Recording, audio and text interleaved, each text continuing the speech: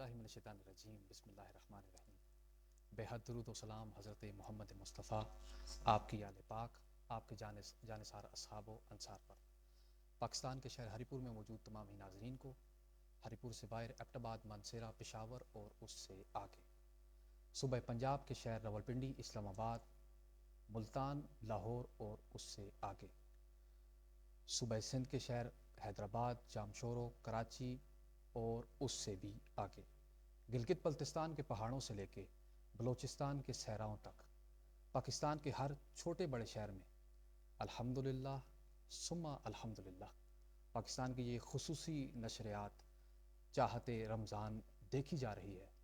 وہاں social media plate forms پر موجود تمام ناظرین کو اور یہاں موجود جو اب تک تشریف لا چکے ہیں تمام حاضرین کو انتہائی محبت، ادب، خلوص اور احترام کے ساتھ میسم عباس کا السلام علیکم ورحمۃ اللہ۔ آج الحمدللہ 13واں روزہ مکمل ہوا، عشرہ مغفرت کی جانب رواں دعا ہیں اور عشرہ مغفرت میں ہمارا سفر جاری و ساری ہے۔ آج کی چاہتے رمضان کی اس خصوصی نشریات کا آغاز حسب روایت تلاوت کلام الہی سے کرنے کے لیے میں گزارش کروں گا محمد نعمان صاحب سے کہ وہ آج کی نشریات کا آغاز باقاعدہ تلاوت کلام الہی سے فرمائیں۔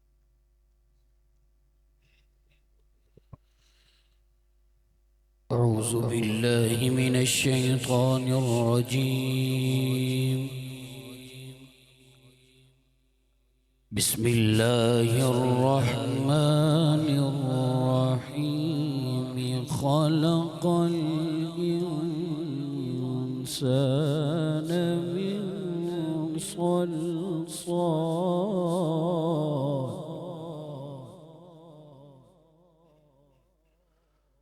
خلق الانسان من صلصال كالفخار،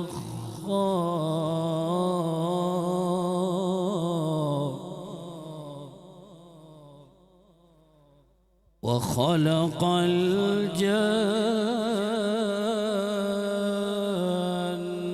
من مارج من نار، فبأي آلاء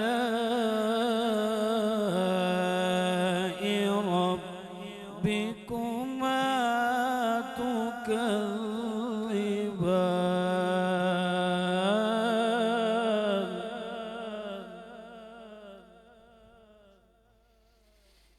رب المشرقين ورب المغربين، فبأي آلاء ربكما تكذبان،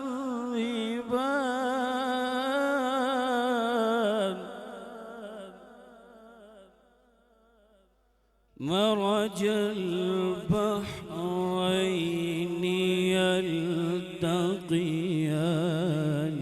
بينهما برزخ،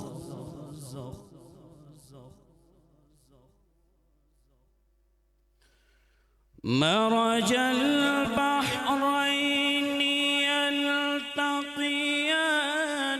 بينهما برزخ لا يبغيان، فبأي آلاء ربكما تكذبان،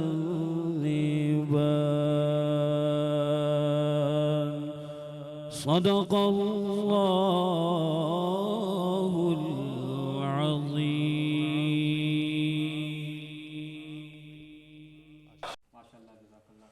نعت رسول مقبول کی طرف پڑھنے سے پہلے میں آپ سے گزارش کروں گا کہ کیونکہ یہ ٹرانسمیشن، یہ خصوصی رمضان نشریات چاہتے رمضان کے نام سے جو ہو رہی ہیں، یہ ہزارہ ڈویژن میں پہلی دفعہ ہو رہی ہیں۔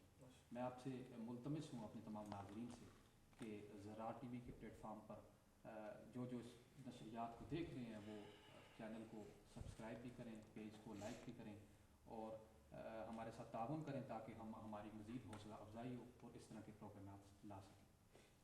میں نعت رسول مقبول کی طرف بڑھنے سے پہلے ایک شعر جو حسب روایت نہیں، عادتاً نہیں بلکہ عبادتاً پڑھنا فرض سمجھتا ہوں کہ میں ایک خاک ہوں پر نام محمد سے ہے نسبت میری۔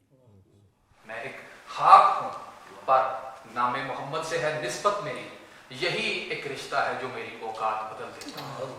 میں ملتمس ہوں جناب حافظ امان مدنی صاحب سے کہ وہ ہدیہ رسالت میں رسول اللہ کی شان میں کچھ اشعار تلاوت۔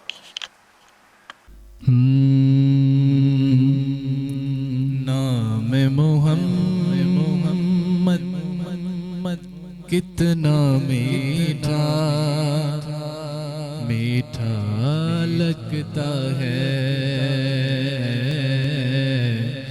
نام محمد کتنا میٹھا میٹھا لگتا ہے،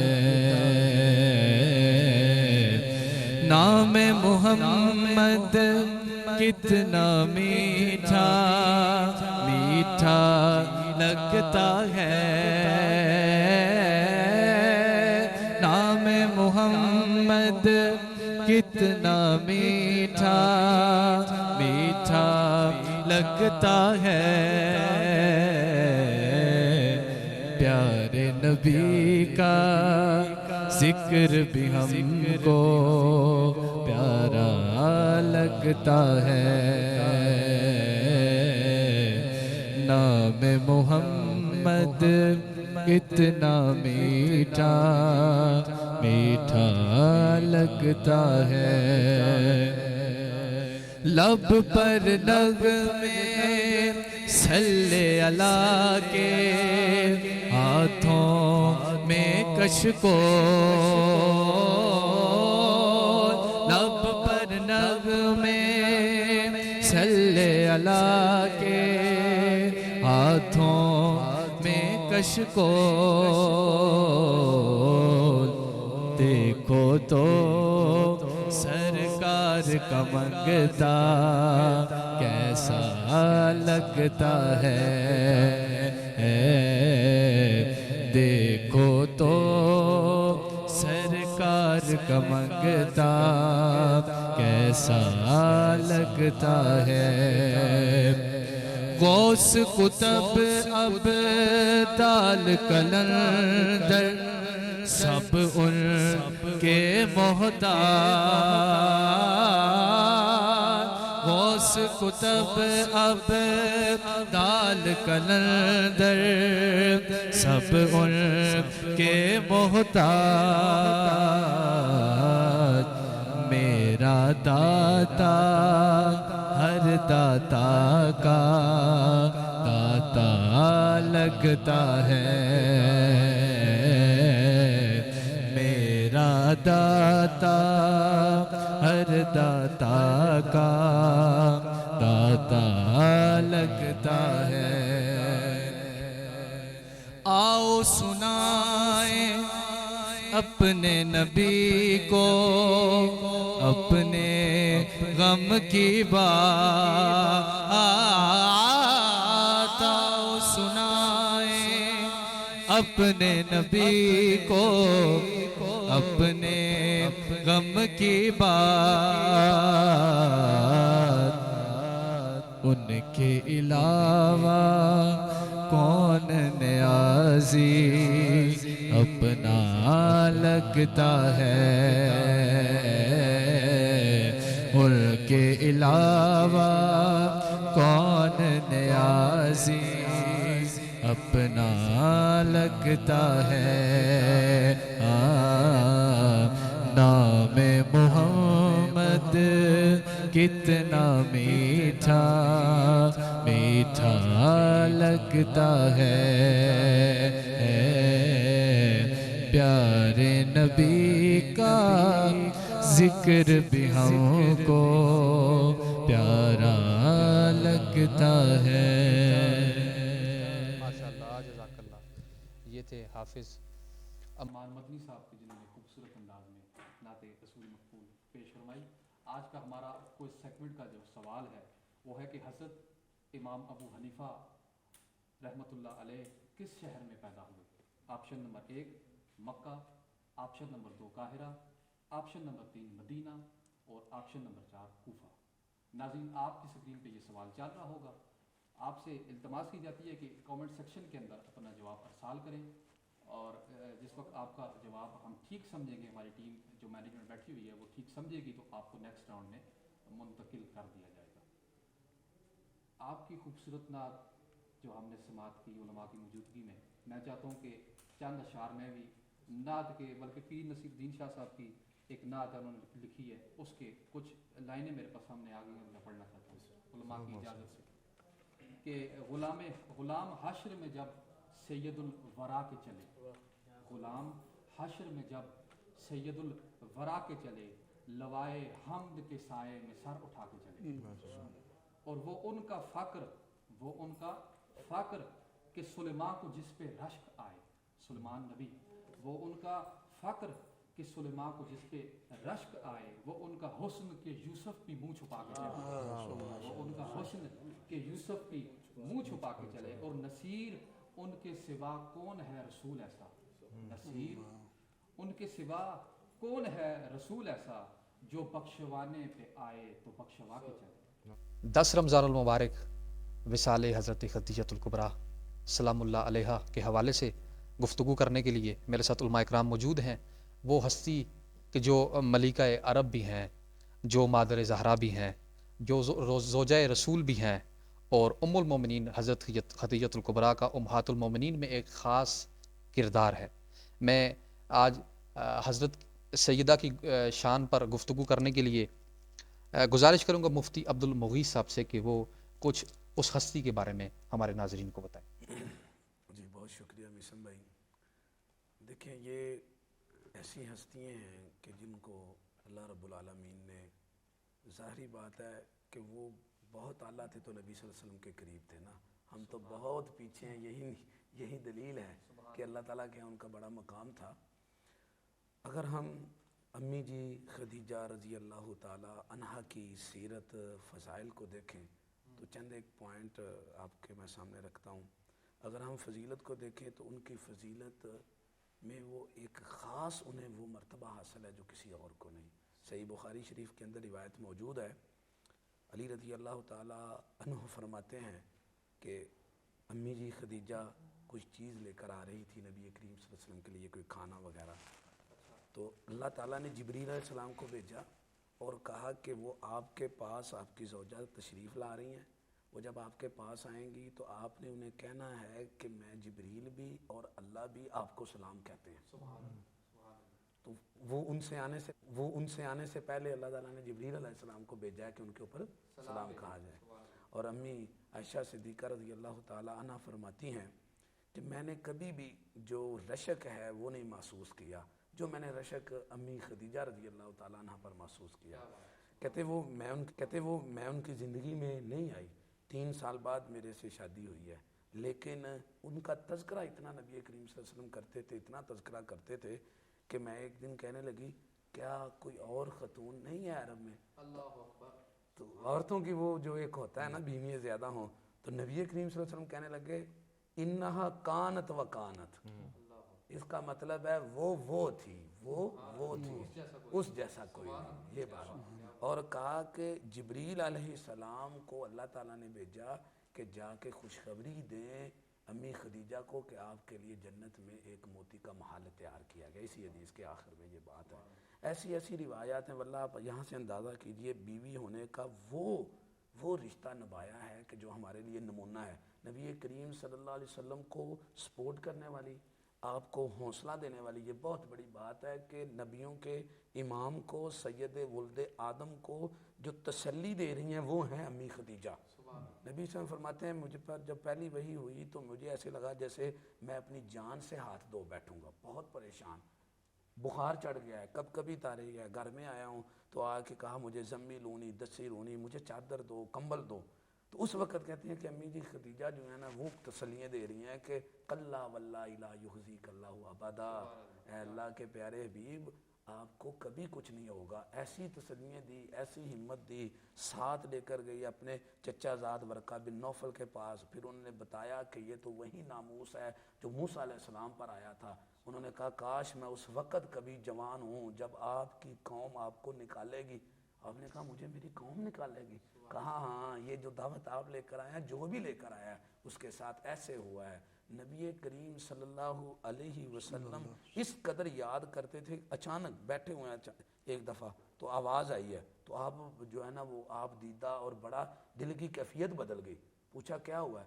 تو کہا خدیجہ آ گئی ہیں. تو پریشان ہو گئے سارے، کیا وہ تو فوت ہو چکی ہیں بڑی دیر. ان کی بہن حالہ آئی تھی، ان کی آواز سے آپ کو ایسے محسوس ہوا. آپ نے کبھی بھی، یہ آخری جملہ کہنا چاہتا ہوں، جب تک آپ زندہ تھے آپ نے کبھی بھی ہماری اس ماں کو نہیں بلایا. اگر کوئی قربانی کرتے، گوشت ذبح کرتے تو صحیح بخاری میں لفظ ہیں وہ نکالتے تو کہتے یہ میری پیاری بیگم خدیجہ جو ہے ان کی سہیلیوں کو دے کر آؤ. اب وہ نہیں تو ان کی رفاقت ایسے ادا کی. سبحان اللہ. مفتی صاحب امہات المومنین تو کافی تھی لیکن ایک امتیازی مقام اور حیثیت ان کو حاصل تھی. میں مفتی منیر احمد علامہ منیر احمد ہاشمی صاحب سے التماس کرتا ہوں کہ وہ ان ہستی کے بارے میں کچھ الفاظ فرمائیں. جزاک اللہ خیر. نبی رحمت صلی اللہ علیہ وآلہ وسلم وہ ہستی ہیں کہ جن کے وجود اثر پہ مکھی نہیں بیٹھتی. اب اندازہ لگائیں، کبھی اعلان نبوت نہیں ہوا ہے. وہ معاشرہ کے جو برائیوں پہ فخر کرتا ہے، اس معاشرے میں اللہ تعالیٰ حضور کے عقد میں، حضور کے گھر میں انہیں لا رہا ہے کہ جو گناہوں پہ فخر کرنے والا معاشرہ ہے، اس کے باوجود وہ اس ہستی کو جو حضور کے عقد میں آنے والی ہیں طیبہ اور طاہرہ کے نام سے لقب سے یاد کرتا ہے. اور وہ ہیں بھی ایسی کہ جیسے ابھی مفتی صاحب فرما بھی رہے تھے کہ حضور علیہ السلام کو جب وہ ایک دنیاوی اعتبار سے پریشانی لاحق ہوتی ہے تو وہ تسلی دیتی ہیں. وہ اندازہ لگائیں وہ حضور جو امت کے غمخوار ہیں وہ ان کی غمخواری کر رہی ہیں. تو اب پھر جب وہ بڑے مشہور واقعہ ہے، جب میسرہ کو حضور علیہ السلام کے ساتھ تجارت میں بھیجا، جب وہ واپس آئے تو دیکھا کہ میسرہ نے آ کے بتایا کہ جو وہاں پہ واقعات پیش آئے، تو یہ اپنے کزن جو ہے وہ ان کے پاس گئیں، ورقہ بن نوفل کے پاس. تو ان سے ڈسکس کرنا چاہا کہ میں شادی کرنا چاہتی ہوں ان حضور علیہ السلام کا.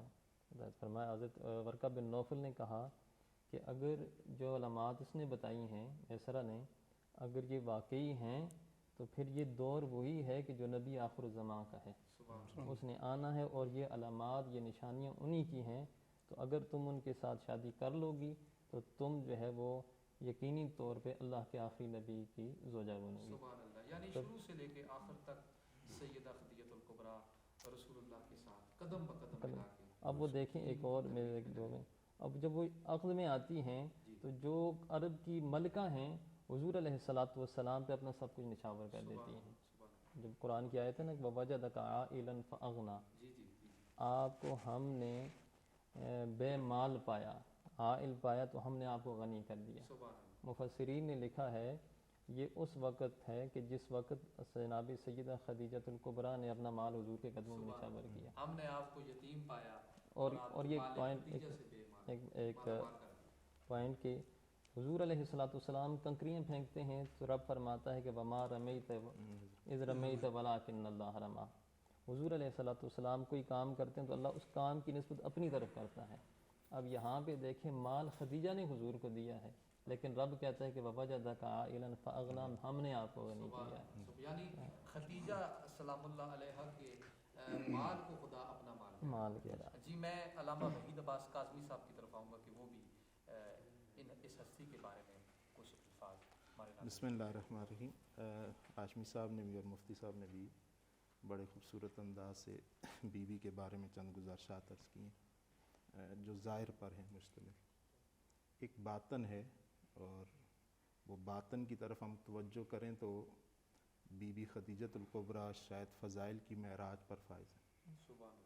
ان میں ایک آپ کی خدمت میں عرض کروں کہ نبی اکرم صلی اللہ علیہ وسلم جب مکہ مکرمہ میں بی بی کے ساتھ ان کی شادی ہوئی تو ایک دن نبی علیہ السلام پہ جبریل نازل ہوا اعلان رسالت کے بعد، بعثت کے بعد.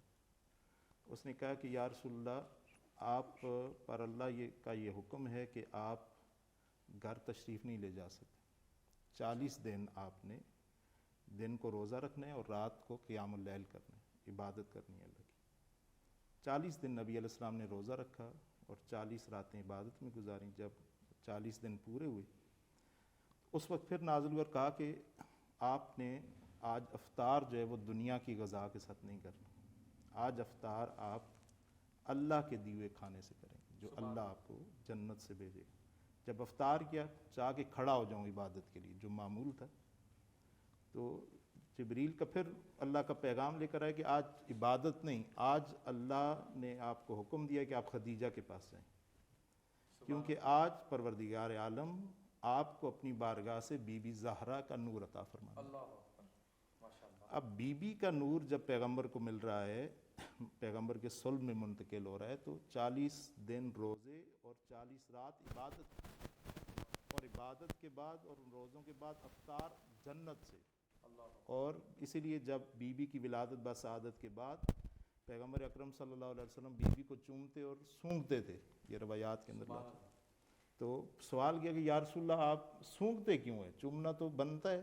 کہا کہ اس لیے کہ میں وہ جنت کے کھانے کی دوبارہ خوشبو محسوس کرتا ہوں جو اللہ نے مجھے عطا کی. اب پیغمبر کو عطا ہوا تو 40 دن روزے اور 40 رات عبادت. اس بی بی کی ماں ہونے کا شرف حاصل ہے بی بی خدیجۃ الکبریٰ. اس بی بی کی ماں ہونے کا شرف صرف اس بی بی کی نہیں، اس کی اولاد میں سے وہ ہستیاں جنہوں نے دین کی خاطر اپنا سب کچھ قربانی، یعنی خدیجہ کی قربانی صرف بی بی خدیجہ پہ ختم نہیں ہوتی ہے، دین پہ جس نے بھی خرچ کیا ہے وہ اولاد خدیجہ میں سے.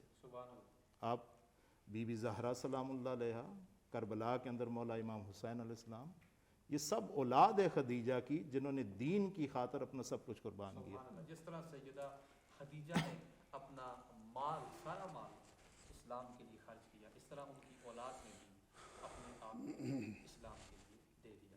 میں مفتی عمران شاہ صاحب سے گزارش کروں گا کہ وہ چند الفاظ اس بی بی کے بارے میں کہیں. بسم اللہ الرحمن الرحیم.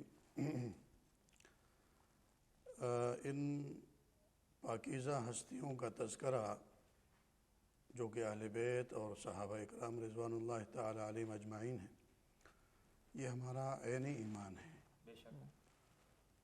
اور ان مبارک اور پاکیزہ نفوس قدسیوں کے زندگیوں میں ہمارے لیے ایک بہت بڑا عبرت اور درس عبرت موجود ہے، اور ہمارے لیے پیشوا اور مقتدا ہیں یہ حضرات، اور ایک آئیڈیل کے طور پر ان کی زندگی ہمارے لیے مشعل راہ ہے.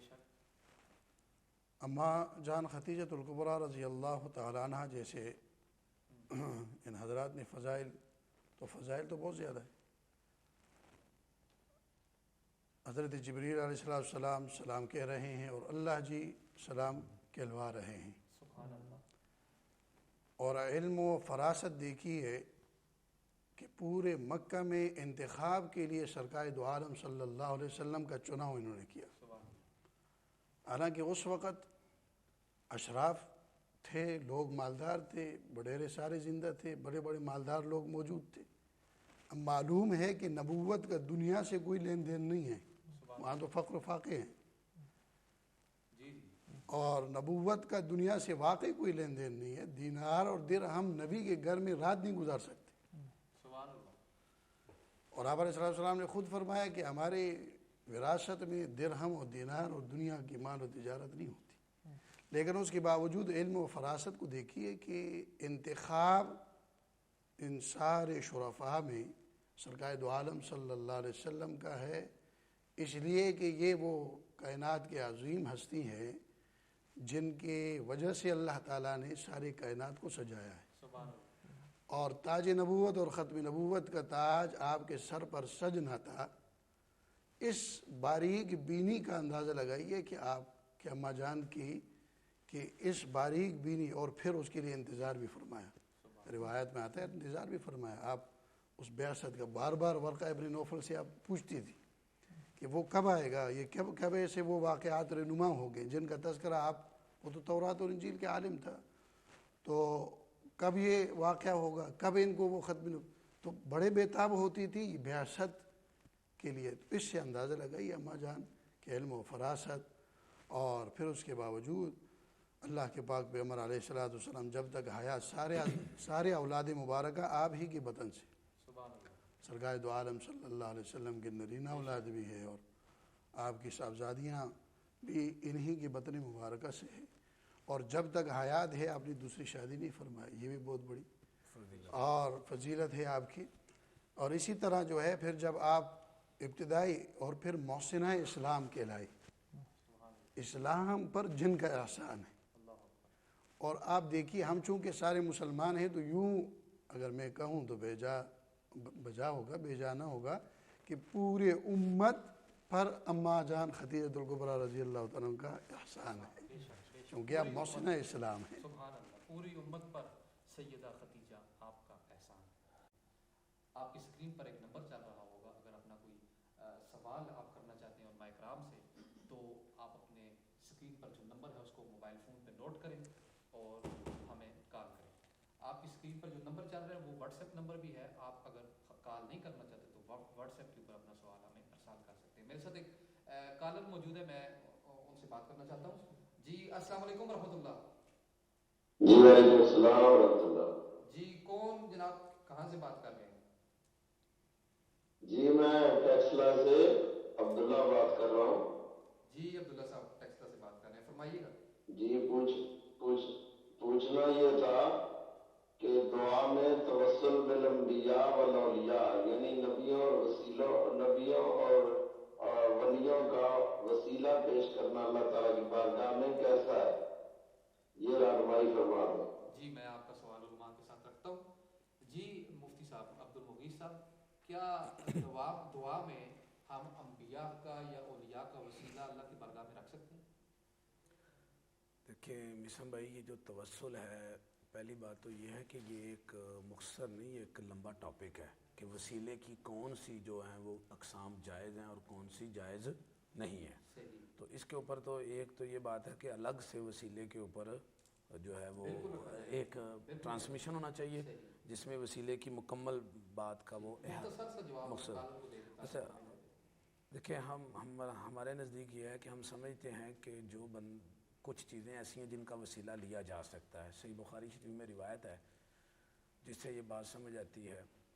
ایک تو وہ جو غار کے اندر 3 بندے پھنسے، انہوں نے اپنے نیک عمل کا وسیلہ دیا اللہ تعالیٰ کو، اور غار میں پھنس گیا اور آگے پتھر آ گیا، تو انہوں نے صحیح بخاری میں نبی کریم صلی اللہ علیہ وسلم نے اس کو بیان کیا، انہوں نے کہا یہ اپنا عمل، ایک نے کہا میں ماں باپ کی خدمت کرتا ہوں، ایک نے وہ زنا سے جو بچ گیا تھا، اور تیسرا جو ہے نا وہ مزدور کی مزدوری اس نے جو دی نا، تو اللہ تعالیٰ نے ان کو غار سے نکال دیا۔ اس کا مطلب ہے اپنے نیک عمل کا وسیلہ جو ہے نا وہ دیا جا سکتا ہے۔ اسی طرح وسیلے کے اندر کوئی زندہ آدمی ہے، آپ اس سے دعا بھی کروا سکتے ہیں اور اس کو کہہ سکتے ہیں کہ اللہ رب العالمین کے ہاں آپ ہمارے لیے دعا کریں، ٹھیک ہے۔ اور اسی طرح آپ جو ہے نا وہ ایسا معاملہ جو قرآن حدیث سے ثابت ہو جاتا ہے تو اور اس کی واضح کلیئر بات آ جاتی ہے، لیکن جب وفات پا جاتے ہیں، صحیح بخاری شریف کی ایک روایت میں آپ کے سامنے رکھتا ہوں، تو اس وقت عمر رضی اللہ تعالیٰ عنہ کی وہ بات ہے، آپ نے مدینہ کے اندر قحط پڑ گیا، تو جب وہ قحط پڑا تو آپ باہر گئے اور ساتھ نبی کریم صلی اللہ علیہ وسلم کے چچا عباس رضی اللہ تعالیٰ عنہ کو اہل بیت میں سے وہ ساتھ لے کر گئے، اور جا کے دعا کی کہ اے اللہ جب تیرے پیغمبر زندہ تھے تو ہم انہیں ساتھ لے کر آتے تھے اور تو ہمارے اوپر بارش برساتا تھا، آج وہ دنیا سے چلے گئے تو ہم نبی کے چچا کو لے کے آئے ہیں، اصحاب رسول کا جو ہے نا وہ پورا جم غفیر ہے اور اجماع ہے اس کے اوپر، اور عمر رضی اللہ تعالیٰ عنہ سب کو ساتھ لے کر آئے ہیں، کہا آج ہم ان کے دنیا سے جانے کے بعد ہم لے کر آئے ہیں نبی کے چچا کو، یا اللہ بارش برسا، تو فوراً پھر بارش برسی۔ یہ صحیح بخاری شریف کے اندر میں جو اب تک آپ کے الفاظ سے سمجھوں وہ یہ ہے کہ اپنے اعمال کا وسیلہ اور زندہ آدمی سے دعا کے طور پہ وسیلہ، لیکن جو آدمی دنیا سے چلا گیا اس کا وسیلہ نہیں۔ میں علامہ وحید کاظمی صاحب کی طرف آؤں گا، جی آپ اپنا موقف بھی دیجیے گا۔ بسم اللہ الرحمن الرحیم۔ جیسے انہوں نے سوال کیا کہ انبیاء علیہ السلام اور اولیاء کا وسیلہ اختیار کیا جا سکتا ہے، ہمارے نزدیک تو یہ کوئی اختلافی بات نہیں ہے کہ جب بھی دعا کریں تو رسول اور آل رسول کا واسطہ دیں، اور رسول اور آل رسول کا واسطہ دیا جا سکتا ہے، بلکہ امام زین العابدین علیہ السلام نے صحیفہ سجادیہ کے اندر جو ہے وہ ان کی جتنی دعائیں ہیں ان میں جو دعا کے آداب ہیں وہ بھی، اور جتنی دعائیں ان کی ابتدا بھی انہوں نے اسی طرح کی کہ بیک محمد و علی و فاطمہ والحسن والحسین، ٹھیک ہے۔ یا ایک اور دعا بھی ہے کہ الہی بیک فاطمہ تھا و ابیہا و بالہا و بنیہ و سر المستودعفیہ، ٹھیک ہے۔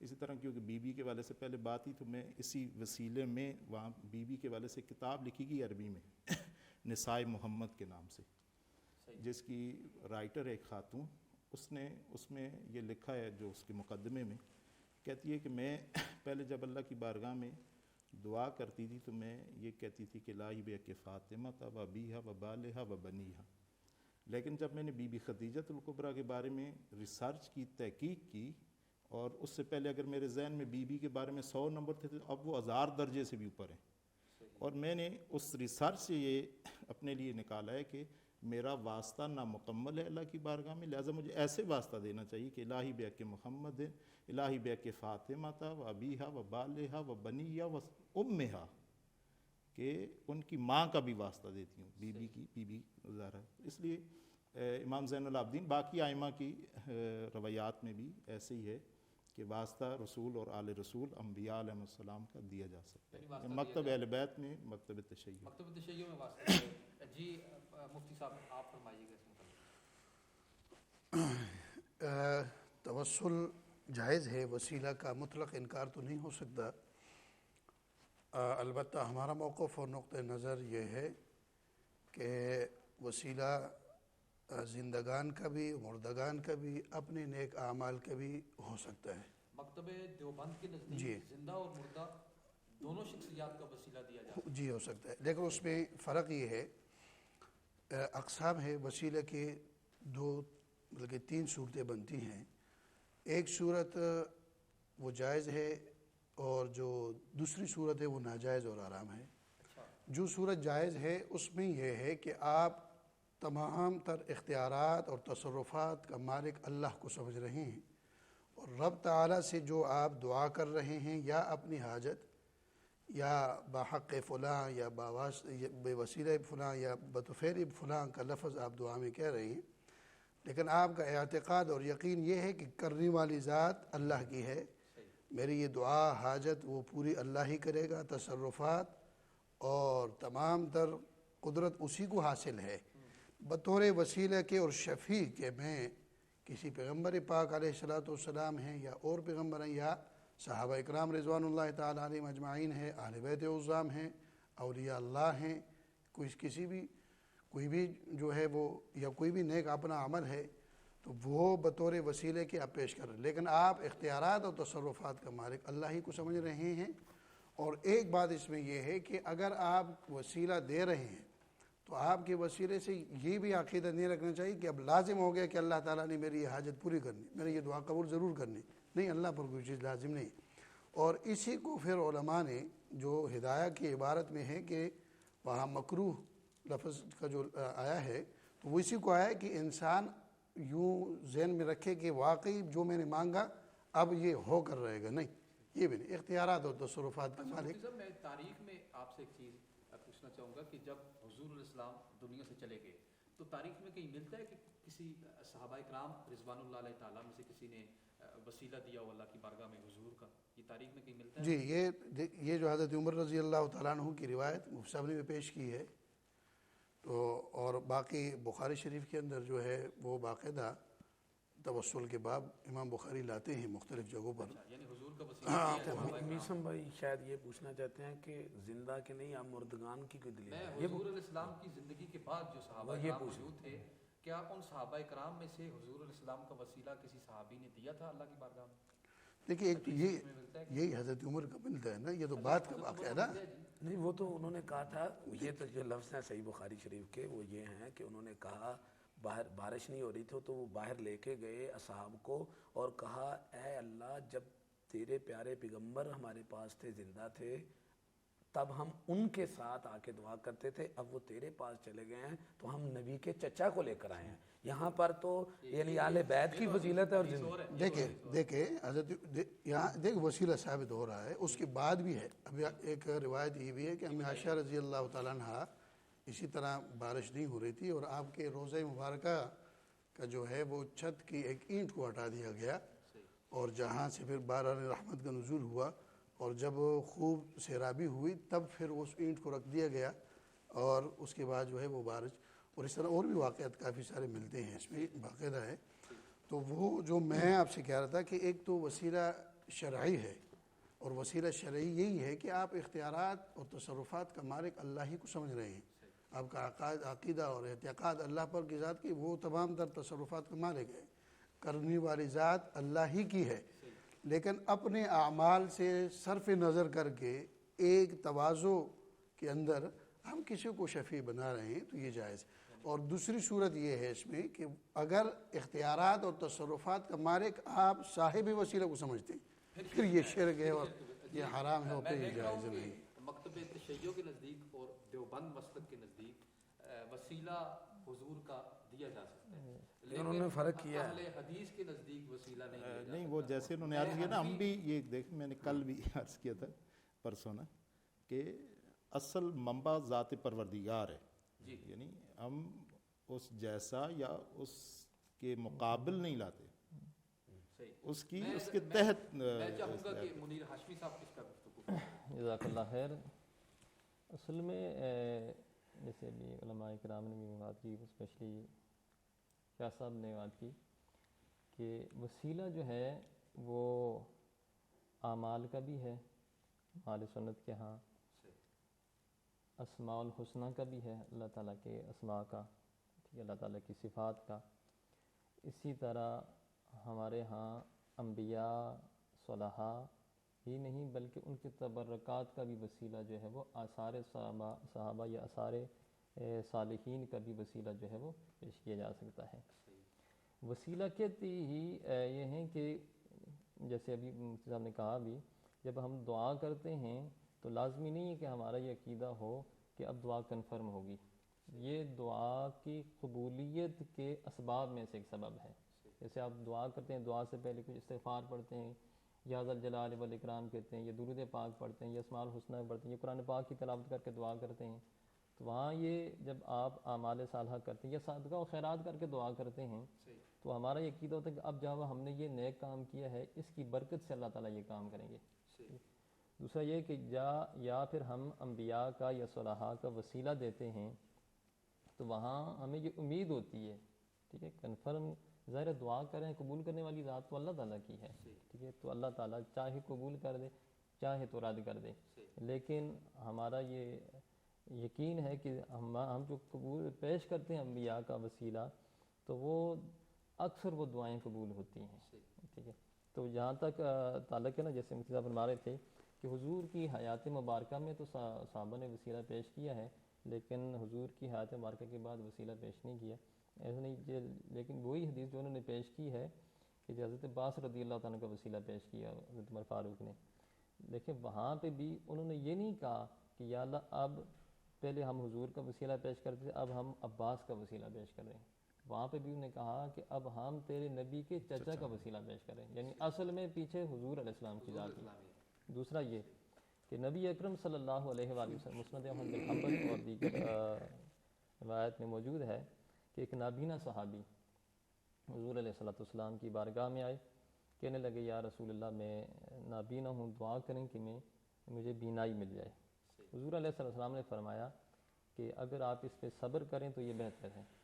کہنے لگے یا رسول اللہ مجھے دعا کریں مجھے بینائی آئے. حضور علیہ السلام نے پھر انہیں کہا کہ جاؤ وضو کرو اچھے طریقے سے 2 نفل پڑھو اور پھر یہ دعا کرو کہ اللہم انی اتوجہ الیک بنبیک محمد صلی اللہ علیہ وسلم نبی الرحمہ و اتوجہ ویا محمد انی اتوجہ بک الی ربی.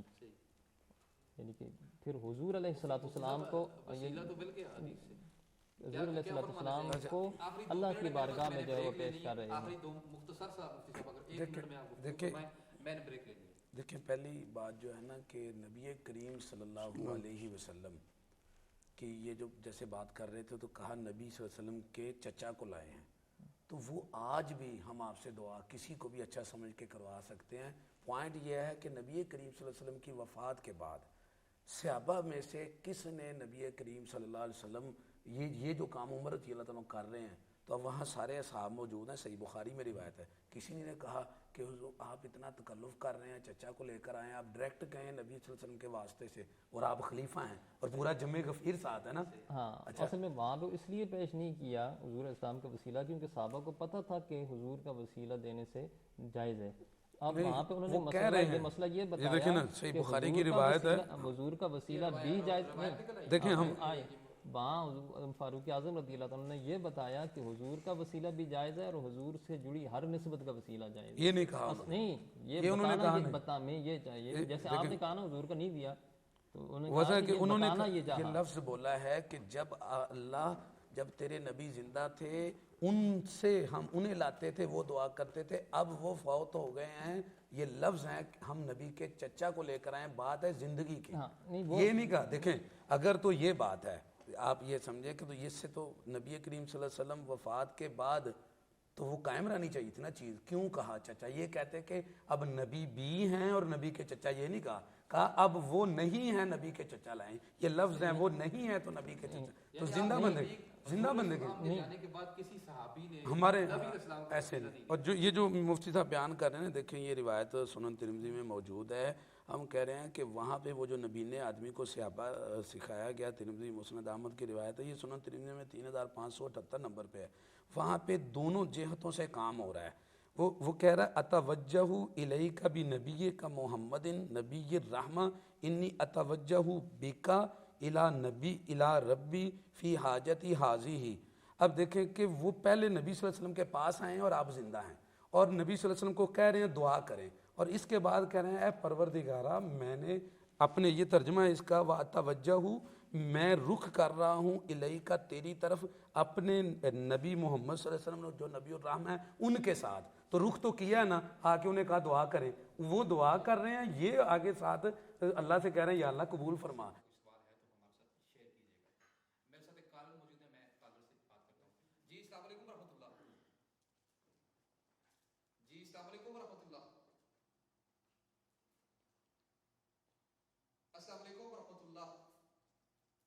وعلیکم السلام. جی کون صاحب کہاں سے بات کر رہے ہیں؟ سر میرا نام علی شاہ ہے. السلام علیکم. پہلی معذرت میں نے السلام کا جواب نہیں دیا. السلام علیکم. جی وعلیکم السلام، فرمائیے گا علی. ہیلو. جی علی فرمائیے گا، میں سن رہا ہوں. ہیلو. ایک کائنڈلی آپ کی آواز نہیں آ رہی. جی علی آپ کی آواز آ رہی ہے ہمیں، آپ فرمائیے گا، سوال کیجیے گا. جی میرا نام علی شاہ ہے، میں ضلع ہری پور کے گاؤں مولن سے تعلق رکھنے والا ہوں. میرا تمام علماء کرام سے ایک سوال ہے، اس میں میری رہنمائی فرما دیں کہ ہم نے آج تک تمام علماء کرام سے اپنے بزرگوں سے سب سے یہی سنا ہے کہ موت کا وقت مقرر ہے، لیکن اگر کوئی بندہ کسی دوسرے انسان کا قتل کر دے تو اس جو قتل کرنے والا ہے اس کے جہنم کیوں واجب ہو جاتی ہے اور اس کے لیے سزائے موت کیوں ہے؟ حالانکہ یہ تو بچپن سے سن رہے ہیں تمام علماء سے اپنے بزرگوں سے کہ موت کا وقت مقرر ہے. جب اس بندے کا وقت مقرر تھا تو جس نے اس کو قتل کیا اس کے جہنم کیوں واجب ہے؟ تو پلیز اس بارے میں اس سوال پہ میری رہنمائی فرما دیں. جی صحیح، بہت شکریہ جی. جی موت کا وقت مقرر ہے تو پھر کوئی بندہ اگر قتل کر دیتا ہے کسی کو تو پھر اس کو بارگاہ خداوندی میں کیوں سزا دی جائے؟ دیکھیں یوسف بھائی یہ اعتراض بنتا ہی نہیں. یہ موت، وہ کہہ رہے ہیں موت کا وقت مقرر ہے، تو اللہ تعالیٰ نے وقت مقرر کیا ہوا ہے نا، تو ساتھ ہم نے جو عمل کرنے ہیں اس کی جزا بھی تو ہے نا، صحیح، جزا بھی تو اللہ تعالیٰ نے رکھی ہے۔ اب وقت مقرر ہے کہ اس بندے کی موت آنی ہے، اور اس کے ساتھ جو یہ قتل کر رہا ہے وہ عمل کر رہا ہے، تو اس کی جزا، عمل کی جزا کا بھی قرآن بارہا جگہ ذکر کرتا ہے نا کہ ہم جو کرتے ہیں اس کا ہم بدلہ ہمیں ملے گا۔ اچھا اس کو لاجیکلی آپ دیکھیں، ہم دنیا میں جب کوئی چیز لیتے ہیں تو کاز کا افیکٹ ہوتا ہے، تو آخرت میں بھی ہوگا۔ آپ سردی کے اندر بیٹھے ہوئے ہیں، ٹھیک ہے نا، تو آپ نے کپڑے اتارے ہیں تو سردی لگے گی کہ نہیں؟ تو گرمی میں آپ جا کے ڈر کے اندر ہاتھ دیں تو جلیں گے کہ نہیں؟ موت کا وقت تو مقرر ہے، ٹرین کے آگے چلے جائیں، اس کے نیچے آئیں گے کہ نہیں؟ آپ جہاز سے چھلانگ لگا دیں، آپ جا کے سوئچ کے اندر دیکھیں، یہ جب ہم عمل کرتے ہیں تو اس ایکشن کا ریئیکشن ہوتا ہے، دنیا میں بھی اس کی یہ دلیل موجود ہے۔ تو اللہ رب العالمین بھی قرآن و حدیث میں ہماری یہی تربیت کرتے ہیں کہ جو برا عمل کرے گا یجزا بھی، اسے بدلہ دیا جائے گا۔ تو وہ اس نے جو کیا، اس نے برائی کی ہے، نفس کی حرمت ہے ایک جان کی، اور جس نے ایک جان کو قتل کیا، اللہ تعالیٰ فرماتا ہے جیسے اس نے پوری انسانیت کو قتل کیا، اور فرمایا جس نے کسی مومن مسلمان کو قتل کیا تو اس کے لیے تو ہمیشہ ہمیشہ کے لیے جہنم ہے، اللہ کی اس کے اوپر لعنت ہے، اس کی رحمت سے دور ہے۔ تو یہ ایک الگ چیز ہے، وقت مقرر ہے، ٹھیک ہے، لیکن جو کوئی عمل کرے گا اس کا عمل کا اسے آخرت میں بدلہ ملے گا، اچھے کا اچھا، برے کا برا۔ جی مفتی صاحب فرمائیے۔ دیکھیے اس میں اللہ تعالیٰ نے یہ نظام عالم کو بنایا ہے، اور انسان کو اللہ تعالیٰ نے ایک سارے مخلوقات میں سے ایک اشرف مخلوق ان کو بنایا ہے۔ پھر اللہ تعالیٰ کے کچھ نظام بھی ہے، اور اس نظام کے اندر کچھ قانون ہوا کرتے ہیں، بغیر قانون کے تو نظم اور نظام اور وہ سیٹ اپ اس طرح نہیں چلتا۔ تو اللہ تعالیٰ نے دیکھیے حرمت رکھی ہم انسانوں کی، چونکہ انسان ایک عظیم، جو اگر دیکھا جائے تو اللہ تعالیٰ کی جو پروجیکٹ ہے، اگر کہا جائے تو اللہ نے یہ انسان ایک پوری کائنات اس میں سمائی۔ اللہ تعالیٰ نے جو اس کی تخلیق کی ہے بڑے انوکھے اور بڑے پیارے انداز میں ہے۔ تو اللہ تعالیٰ نے معاشرے کے اندر، کیونکہ معاشرہ کے جب وہ جو فرشتوں سے سوال کیا گیا تو فرشتوں نے کہا کہ الہ العالمین ہم آپ کی عبادت کے لیے ہیں، یہ کیا کریں گے جا کر؟ خود ریزی انہوں نے کرنی، فسادات کرنے، انہوں نے تو معاشرے کو بگاڑ کے رکھنا ہے۔ اللہ تعالیٰ فرمایا جو میں جانتا ہوں وہ تو نہیں جانتے۔ اب اس کے رہنمائی کے لیے پھر انبیاء کا سلسلہ چلا اور یہ سارا نظام، لیکن مختصر یہ کہ اس نظم میں اور نظام میں اللہ تعالیٰ نے قانون رکھا ایک دوسرے کے اوپر حقوق کی حرمت کا، اور ان میں سے ایک یہ ہے کہ اب کسی نفس کو اگر ناجائز طریقے پر مار دیں، کیونکہ جائز قصاص کے اندر مرتے گا، اب اس کے بارے میں کوئی سوال نہیں ہو سکتا۔ ایک ناجائز طور پر ایک آدمی قانون کو توڑتا ہے، اللہ کا قانون ہے، اور اللہ کا قانون یہ ہے کہ آپ نے ظلم نہیں کرنا۔ دیکھیے ظلم اللہ تعالیٰ کو برداشت نہیں ہے، ظلم، اب ظلم میں بہت ساری چیزیں آئی، ان میں سے ایک چیز یہ ہے کہ جب آپ کسی اپنے مسلمان بھائی کو ناحق قتل کرتے ہیں تو یہ بہت بڑا ظلم۔ اب ظلم کی سزا اور جزا کیا ہے؟ تو اللہ کے ہاں ظلم کی سزا اور جزا جہنم، اس نے چونکہ ظلم کیا ہے، اور ظلم چونکہ قانون اس نے توڑا، اور جب قانون توڑ لیا اس نے اور ظلم کر لیا، اور اللہ کے ہاں چونکہ ظلم گناہ ہی ایسا ہے، اللہ تعالیٰ نے نظام ہی ایسا رکھا کہ اب ظلم کو تو معافی نہیں ہے، جی میں اس کے لیے جزا جو ہے وہ۔ میں اسی سوال کو آگے لے کے منیر ہاشمی صاحب آپ کی طرف آؤں گا کہ میرے ایک عزیز ہیں، استاد ہیں میرے، اویس ربانی صاحب، وہ جی ٹی وی پہ رمضان نشریات کی کر رہے ہیں، ان کے ہاں اسی سے ملتا جلتا ایک سوال آیا کہ یزید کیا جنت میں جا سکے گا؟ اپنے اللہ اسے سارے اس کے گناہ معاف کرنے کے بعد اسے بھیج دے گا جنت میں، کیا وہ بھی جا سکتا ہے؟ اس نے بھی قتل تو کیے ہیں کافی، تو کیا وہ پھر بھی جنت میں چلا جائے گا؟ اسی سے ملتا جلتا سوال ہے۔ تو وہاں پہ ایک مولانا صاحب کہہ رہے تھے کہ وہ بالکل جنت میں چلا جائے گا، اللہ کی مشیت میں ہے، اللہ کے ہاں ہے کہ وہ اس کو بخش سکتا ہے۔ تو آپ اس حوالے سے کیا کہتے ہیں؟ دونوں سوالوں کو جب ملا کے بتائیے۔ دونوں سوالوں کو ملا کے اصل میں بات وہی ہے کہ یہ جو موضوع ہے بہت لمبا موضوع ہے، جدید آپ کو مختصر کرنے آتا یہ ہے کہ جیسے مفتی صاحب نے کہا نا کہ اللہ تعالیٰ نے یہ کائنات اپنی قدرت سے بنائی ہے، لیکن اسے چلا قانون سے رہا ہے۔ انسان کو اللہ تعالیٰ نے تقدیر کا پابند نہیں کیا، تدبیر اور قانون کا پابند کیا۔ اگر ہم اللہ کے قوانین کو توڑیں گے تو اللہ ہمیں سزا دے گا۔ اللہ نے ہمیں پیدا کیا ہے، پیدا کرنے کے بعد فرمایا فہدیناہ النجدین، ہم نے دونوں راستے اس کو سجا دیے دیے ہیں، دکھا دیے ہیں. اچھائی کی طرف جائے گا تو جزا ملے گی، برائی کی طرف جائے گا تو سزا ملے گی. جیسے ابھی یہ کہہ رہے ہیں قتل کیے تو سزا کیوں ملے گی اسے؟ پھر تو ہم یہ بھی کہہ سکتے ہیں کہ اگر وہ نیکی کرتا ہے تو اسے جزا کیوں ملتی ہے؟ بہترین وہ تو سارا کچھ ہے. بالکل. تو یہ ہے کہ اگر ہم اللہ کا قانون اپنے ہاتھ میں لیں گے یا اللہ کے قانون کے خلاف کریں گے، مرضی کے خلاف کریں گے تو ہمیں سزا ملے گی. صحیح. ٹھیک. جی میں مولانا وحید عباس صاحب سے گزارش کروں گی اس متعلق بتائیے. بسم اللہ الرحمن الرحیم. آپ وہ ساتھ مینشن کریں نا یزید والا سوال. یزید والا سوال بھی ساتھ کس طرح ہے کہ جو سوال انہوں نے کیا نا اسی میں آتا ہے جو سوال انہوں نے پوچھا. جی. سوال یہ تھا کہ ایک بندے کی تقدیر خدا نے لکھی، اس کی عمر اتنی تھی، اس کو کسی نے قتل کر دیا تو اللہ نے بنائی اس کی اتنی تھی تو کیوں اسے سزا؟ دیکھیں جو کلامی مکتب ہے ان میں 3 عقیدے ہیں. ایک عقیدہ ہے عقیدہ جبر، کہ ہم مجبور محض ہیں، ٹھیک ہے، اللہ کے حکم کے علاوہ ہم کچھ نہیں کر سکتے. ایک دوسرا عقیدہ ہے تفویض، کہ جی اللہ نے سارا اختیار ہمارے سپرد کیا ہے، ہمیں چھوڑ دیا آزاد. ٹھیک ہے. جو ہمارا عقیدہ ہے وہ امر بین الامرین ہے. یعنی امام صادق علیہ السلام نے پیغمبر اکرم صلی اللہ علیہ وسلم کے سے حدیث جو معصوم وسیلوں سے ہمارے اس کے مطابق نکلی ہے، امر بین الامرین، نہ جبر ہے نہ تفویض ہے. یعنی انا ہدیناہ السبیل اما شاکر و اما کفور. یہ آیت جو ہے وہ اس کے بارے میں ہے کہ انسان کو اللہ نے 2 راستے بتا دیے، اچھا بھی اور برا بھی. اب انسان کا کام ہے، یعنی یہاں پہ اللہ نے اس کو تفویض کر دیا راستے بتا کر کہ یہ اب اچھائی کے راستے پہ چلتا ہے تو اللہ کی طرف سے جزا ہے، برائی کا راستہ اختیار کرتا ہے تو سزا ہے. مجبور کن چیزوں میں؟ یعنی ہم چاہیں نہ چاہیں پیدا ہو دنیا میں بھی نہیں، اللہ نے چاہ تو ہم دنیا میں آئے، اس میں مجبور ہے.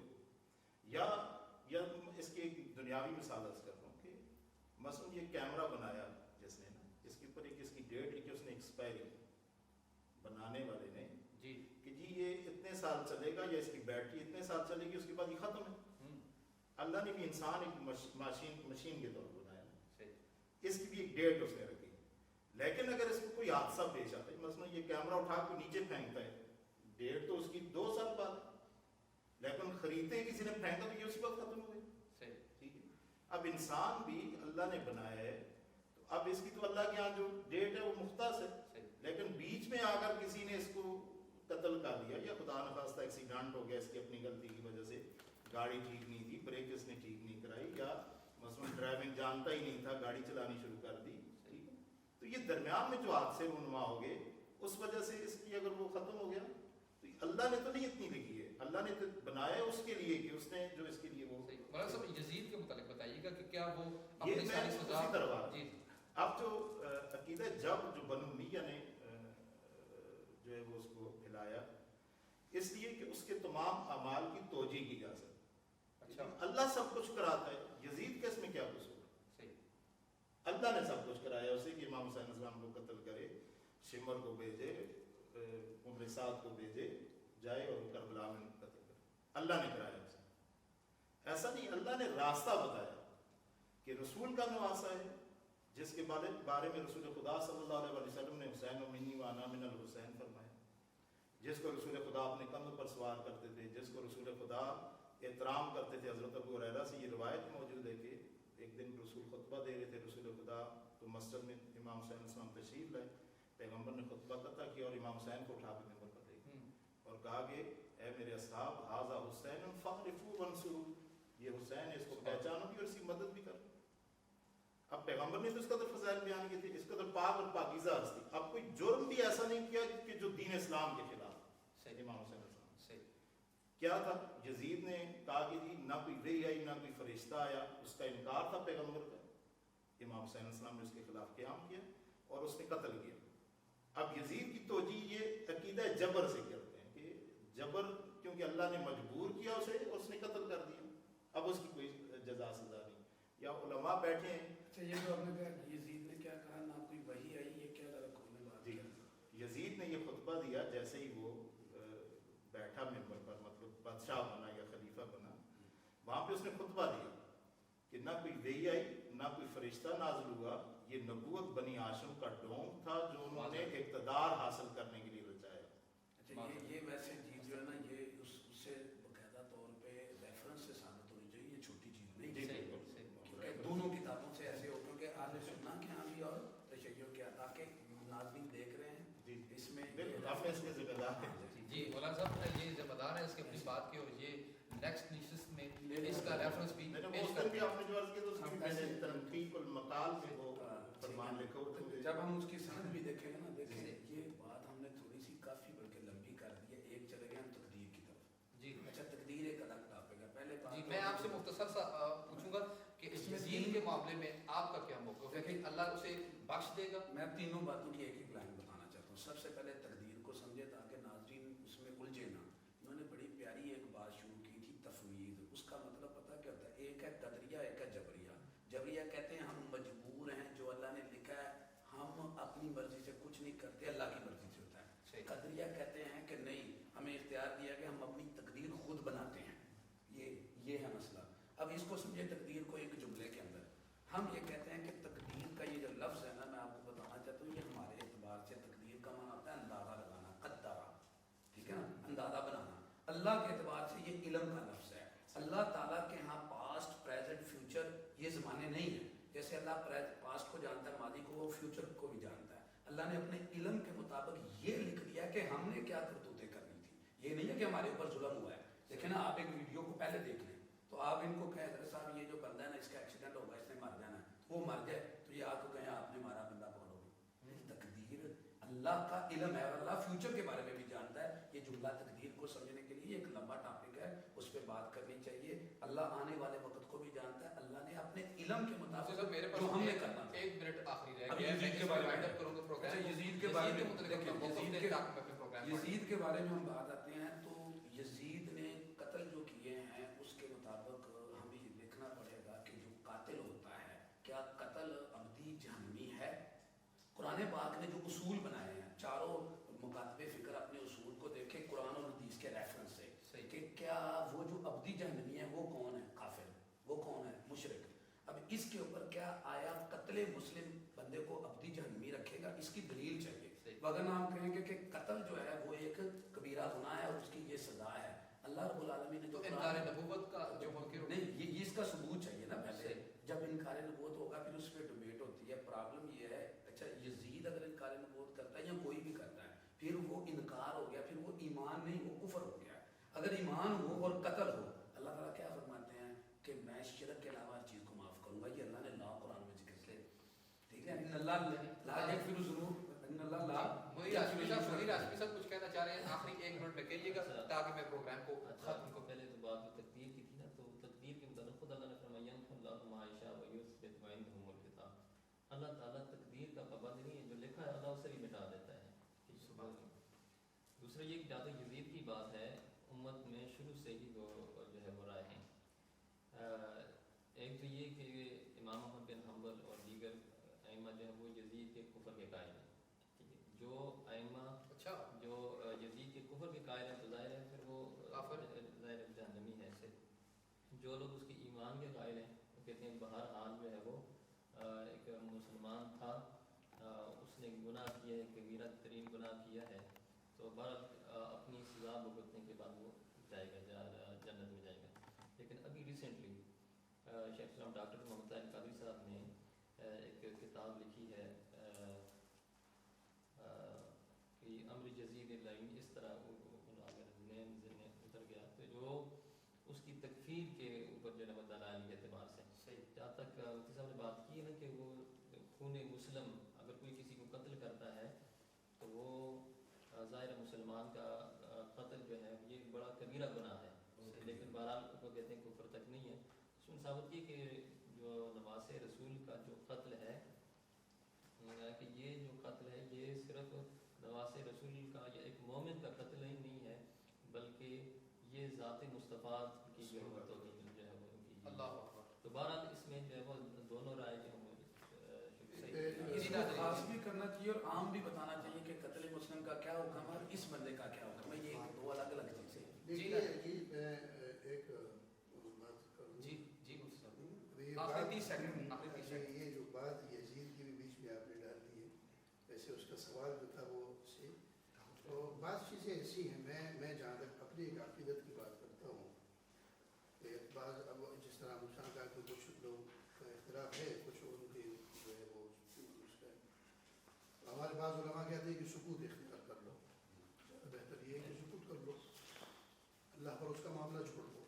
لیکن میں اپنی عقیدت سے کہتا ہوں کہ مجلس کو یزید کا تذکرہ کر کے مجلس کو بدبودار نہیں بنانا چاہیے. اور یزید کے اس برے فعل میں حضرت امیر معاویہ رضی اللہ تعالیٰ عنہ اور ان کے والد محترم حضرت ابو سفیان رضی اللہ تعالیٰ عنہ اور دیگر صحابہ پر تبرہ بازی نہیں کرنی چاہیے کہ یزید کے آڑ میں آپ حضرت امیر معاویہ کو نشانہ بنائے رضی اللہ، یا ان کے والد بزرگوار حضرت ابو سفیان رضی اللہ. یہ چیز ایمان کو لے ڈوبتی ہے.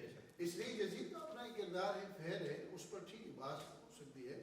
لیکن میں یہ ناظرین سے عرض کروں گا جہاں تک میری جب سوال کرنے والے یزید کی گفتگو کر کے اپنے پروگرام کو نجس نہ کرو. اور دوسرا یزید کے اس کے گناہوں کے جرم پاداش میں آپ حضرت امیر بہت بڑی صحابی ہیں، قاضی وہی ہیں، خال المسلمین ہیں، حضرت ابو سفیان رضی اللہ تعالیٰ عنہ بہت بڑی شخصیت ہیں.